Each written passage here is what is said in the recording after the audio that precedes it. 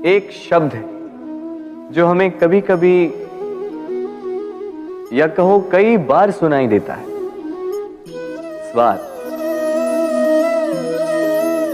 वो व्यक्ति स्वार्थी है, उसने स्वार्थ में आके ये बुरा कर्म कर दिया, आदि इत्यादि।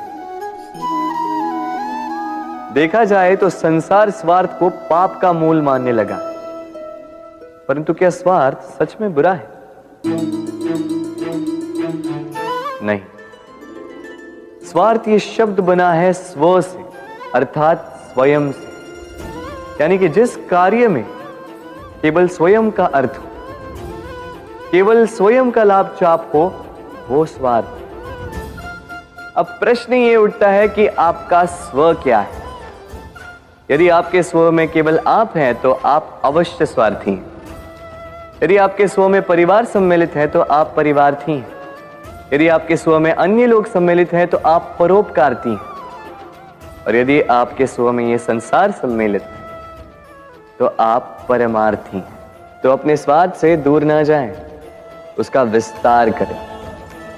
अपने अस्तित्व का विस्तार करोगे तो ये स्वार्थ स्वयं ही परमार्थ में बदल जाएगा।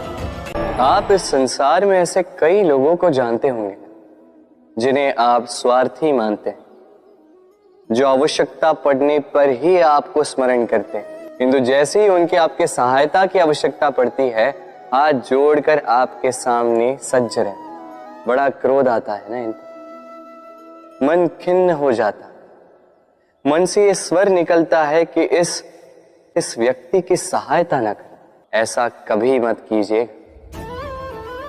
आप सोचेंगे क्यों कह रहा हूं मैं ऐसा?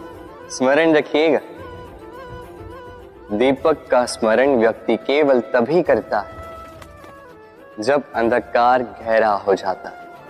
उसे स्वार्थी मानकर स्वयं व्याकुल ना हो, स्वयं को दीपक मानकर आनंदित होइए। भाग्यवान समझिए खुद को कि आप इस संसार में किसी की सहायता करने योग्य हैं। किसी के स्वार्थी होने से स्वयं का दृष्टिकोण न बदले।